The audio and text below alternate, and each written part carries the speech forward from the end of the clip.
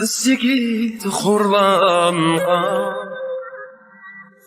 ayak asti qilingan, ezilgan shu xalqimning qo'llarini suygim bor mening. Feryadim osmon felek to'kilgachga qonselda, ejderhanın vaqsidim vatanimni olg'im bor mening. O'zg'alg'in Uyg'urman, vatan qo'ldim hargiz chatligay. Ay yulquz ayrılığım, gökyüzüne pürgüm bor mening.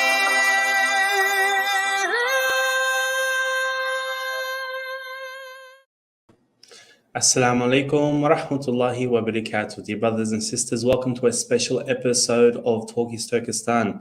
I'm sure you've seen some of the ads going around. Today we'll be talking to Brother Mukhlis Mah about the 20th of March 2020 protest. Now, just a little bit about Brother Mukhlis. He's a UNSW graduate in geochemistry. He is an Arabic teacher and is a regular khatib. He is currently studying a degree in Arabic and is a committee member of the Stand4Uyghurs Australia campaign. So without further ado, I'd like to welcome Mukhlis to our show today. Assalamu alaikum wa rahmatullah. Wa alaikum assalam wa rahmatullahi wa barakatuh. How are you, brother? Alhamdulillah. Jazakumullah khair for the invite. Alhamdulillah. I was just mentioning offline that I actually got a message from you quite a while back, but it was just in my spam, and I apologize for that. Yeah, basically, No, that's wanted to get this campaign kicked off. Yeah, like everything really started with the UK. So like for a long time, we've always known of this issue, and me myself, Chinese heritage, Hui, not Uyghur, but I've always felt this as a special place, and we have noted that in Australia, even though we do have a decent Uyghur community like yourself, as part of the Uyghur community that we have in Australia, nothing really happens in the Muslim community. So we, occasionally we actually walk past town hall and we'll see like 5 people there protesting, or we might see some little action happening here or there, but it hasn't really become mainstream in the Muslim community. And then we saw what happened in the UK. There was one protest, and then from that first protest was like, wow, we should do something like that as well. And then a second protest happened. It was even more massive, and we said, no, we have to do something. We can't just. We actually have been standing, on the sidelines for a very long time. But it's the time has come that we had enough impetus. We were basically shown how it's done by the UK, and we said, look, we have to do this. Yeah. So a little bit about yourself, if you could tell our audience. We know you're a UNSW graduate, and just tell us what you've been up to. And we've seen you on the One Path network, which is where we know you from. Yeah. So alhamdulillah, I was born in Sydney, so my origin is Hui Chinese. Born and bred in Sydney, spent most of my life here, alhamdulillah. I was with in the sort of Muslim community. So like I was brought up, I went to a Muslim primary school. I'd go to Muslim sort of like weekend schools. Alhamdulillah, I started university, and I was quite passionate about geochemistry and chemistry in general. And I suppose that sort of passion changed. I just tried different things. I tried a bit of hand in like Islamic, I suppose, like da'wah work and so forth. And I felt that there was an undersupply of people putting effort into that. Particularly people that would actually really do things well. So I said, look, I'm going to start to get involved in some of this stuff. And I had one brother. He actually gave me a very valuable piece of advice, and he said, look, you spend all your life on secular education, or like to me, like you've spent all your life on secular education, really, and then you're going to go and find a job. Why don't you have like a similar level of religious education, or why don't you have so anyway, I went sort of down that path, and I started spending more time I suppose, getting closer to my religion, learning about the Quran and learning Arabic. And yeah, I found myself getting more and more passionate about Arabic and sort of annoyed in the fact that it took me a lot of effort, and annoyed in that it was done very poorly. So then I sort of took the Arabic path, and that's more my main focus is right now.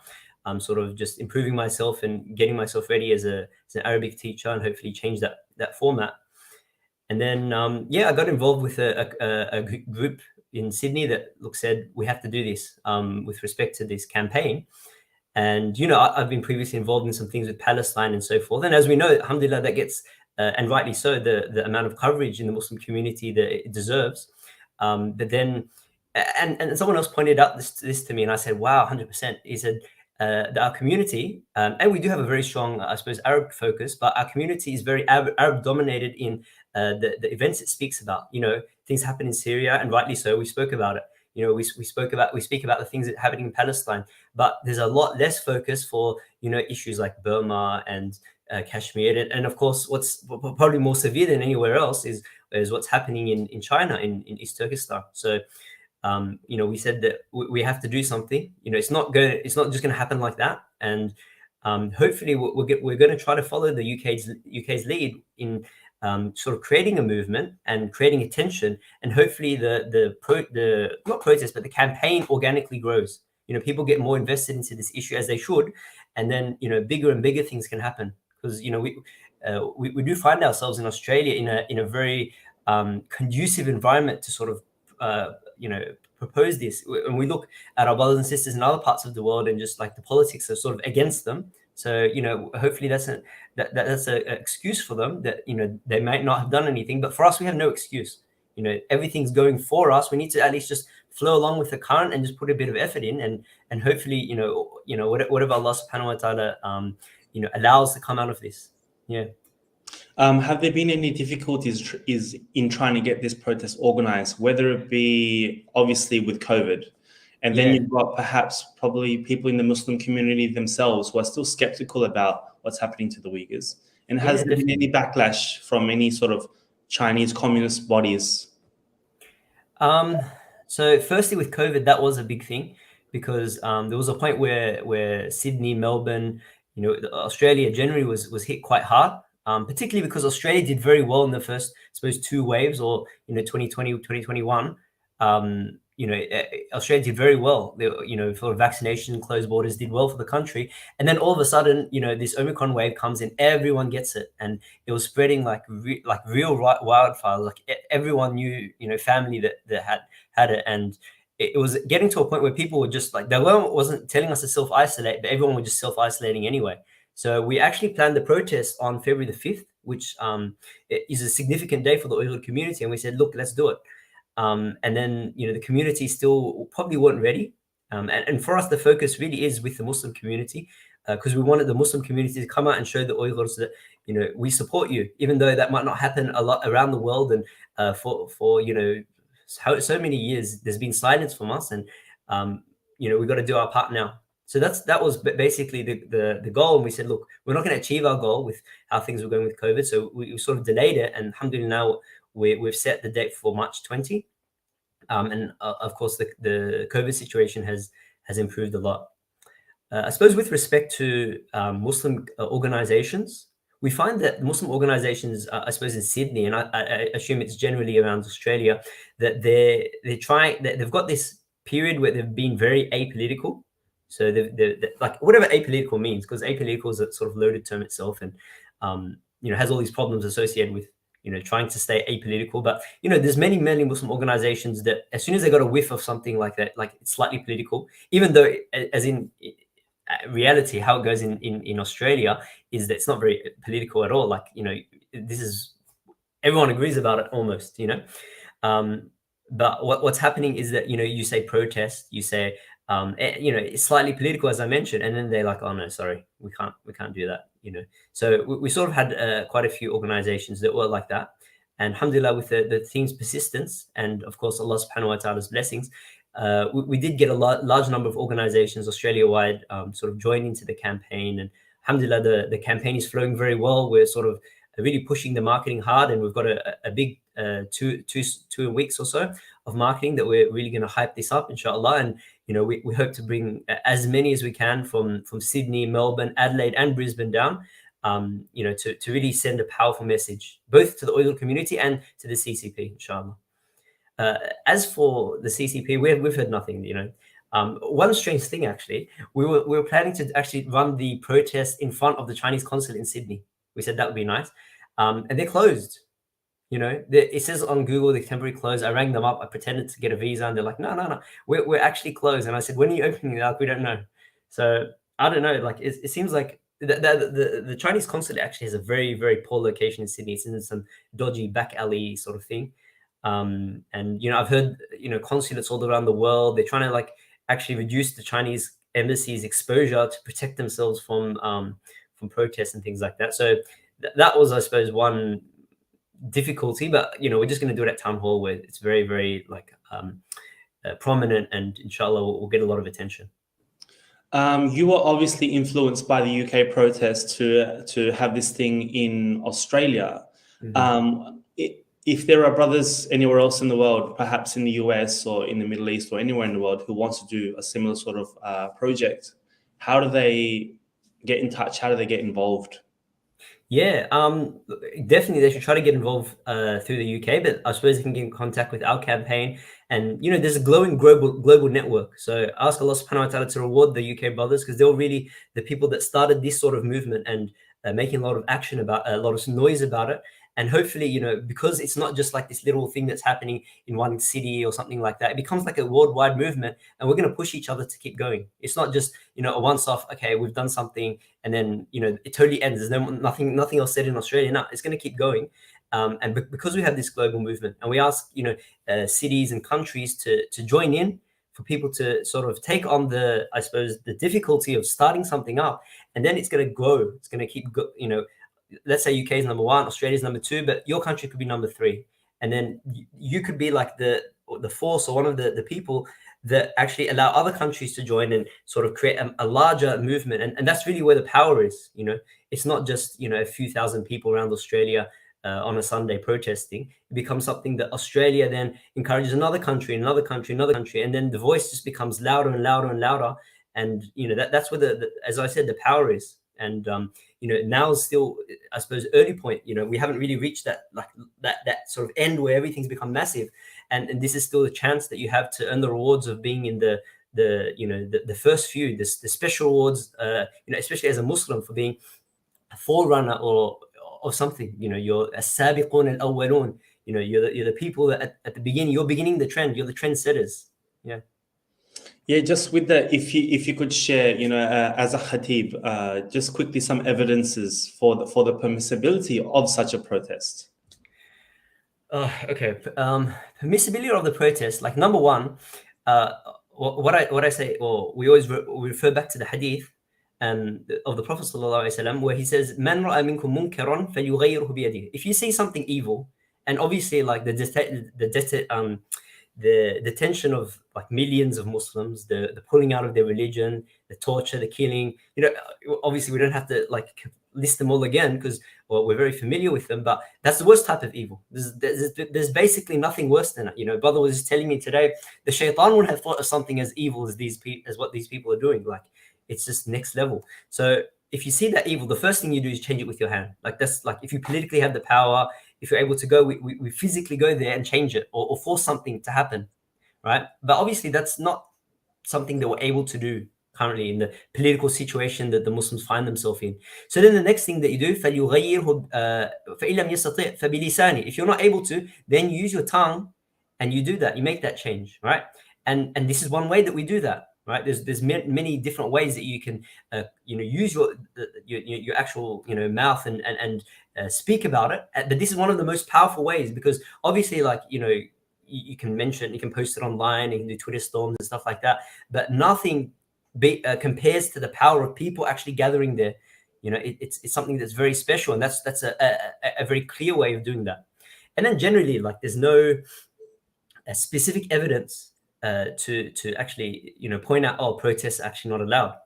And I've had to scroll through a lot of or some of the fatwa, because there are some scholars that have said it's not allowed, but like as I understand a lot of these fatwa, they're sort of there, sort of protecting their own countries. So because there's a there's two things. So number one, it's self interest, right? They don't want, you know, like Arab Spring and stuff like that to happen. But number two, um, there is like a Muslim thing about like opposing a Muslim leader, you know. So but at the end of the day, this is not going against your Muslim leader, you know. Yeah. You're going against a communist state that's oppressing your brothers and sisters. So you know that in any case, that wouldn't be something that's a problem. Rather, it's something that would be encouraged, you know. And you know, the detractors, they'll come up with like little points here and there. Oh, you know, there might be free mixing, but you know, at the end of the day, if there's a man and he's like standing next to a woman, that's like that's even though it's possible at a protest, that's like the least of the concerns. You know, comparing that to what we're actually talking about, the issue at hand. Yeah. For brothers and sisters to follow what's going on, make sure you head to the Stand4Uyghurs Australia Facebook page and stand4uyghurs.com. Are It's there actually any .com.au. .com.au? I'll Yeah. change that. Are there any other references that our brothers and sisters should be following up with?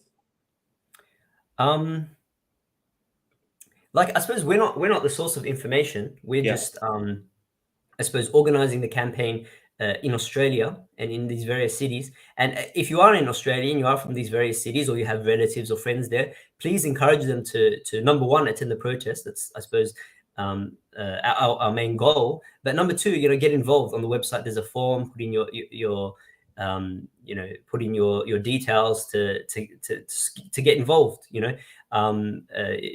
We've got merchandise, purchase t-shirts and we've got face masks and so forth. And you know, that's something very powerful. I can just imagine, you know, people just walking through you know, the train station and wearing these shirts, and that it's very, very, like, you know, a good publicity for this issue, because you know, this issue particularly has to have artificial publicity put into it. So what we know, for example, what happens to our poor brothers and sisters in Gaza, may Allah subhanahu wa ta'ala protect them, is that, you know, every few years there's a media high when, you know, Israel attacks, right? And rightfully so. But for example, because China has everything up, you know, tight with lock and key, and you know, we don't actually hear, you know, of big events that happen there. Everything's completely silent. Then we have to make the noise about it. You know, otherwise it's just gonna basically do what China wants, which is, you know, oh, you know, nothing's happening there, or people just forget about it after a while. But you know, we have to. So you know, I remember that, you know, there used to be people, and it became very cool in Sydney to wear the Palestinian cafe, walking around, and you know, even non-Muslims doing it became a cool thing. So hopefully, like some of this Uyghur merchandise and stuff like that becomes a cool thing. You know, you walk around and you've got your Uyghur face mask, or and it's nice that we do have that branding for the Uyghur people that, you know, is well known. Yeah. So that merch can be found at stand4uyghurs.com.au, right? Yeah, you can purchase it from the website, inshallah. Okay, brother.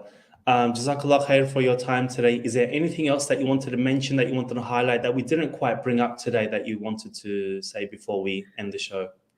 I suppose I just want to remind myself and remind everyone else that this is a very, I suppose, long journey that we've set upon. So, you know, we don't expect, oh, March the 20th protest, Chinese government was going to change their mind. Like, we're not delusional that way. We know that this is just a step, and, you know, we're just going to push alongside the campaign, and we're just going to keep going and keep going. But we know that Allah subhanahu wa ta'ala is going to give us victory. We know that Allah subhanahu wa ta'ala has promised that victory for the oppressed people, and Allah subhanahu wa ta'ala, you know, there's checks and balances in the world. You know, if there's a superpower that's oppressing in this way, Allah subhanahu wa ta'ala, you know, promised in the Quran that He's going to bring another people, and they're just going to they're going to remove their power, and so justice is going to come. So it's upon us to stay steadfast to this cause, and to continue and to, I suppose, return to our religion, because we know that Allah subhanahu wa ta'ala says, Ya ayyuhalladhina amanu in tansurullaha yansurkum wa yuthabbit aqdamakum. Oh, you who believe, if you give victory to Allah, Allah gives you victory, and He makes your feet steadfast. So basically, that means that, you know, the victory is not going to come like that. It needs us to put in the effort. It needs us to return to Allah, and to sort of give everything its due right with respect to the religion, and the hard work that we put in terms of the activism. And you know, at the end of the day, you know, we say I said hard work, but it's really nothing compared to, like, you know, what we could/should be doing. So ask Allah subhanahu wa ta'ala to forgive us of our shortcomings and to give us patience and to give victory to our Uyghur brothers and sisters. Ameen. Jazakallah khair for joining us today to mention such an important event. Jazakallah khair to everyone watching today. Make sure you guys share, follow. Make sure you head over to the Stand4Uyghurs Facebook page and stand4uyghurs.com.au for more information. Brother Mukhlis, I'm just going to close out the show with the credits and then we'll sort of talk separately after this. Until next time, brothers and sisters, Assalamu alaikum wa rahmatullahi wa barakatuh. Üzme aziz halqim, ümit üzme ey ana yol. Biz atlandık bu güreşke, o yıl taştek uyuşup. Allah verse bu nusretni, bizgilerimiz sep bulur.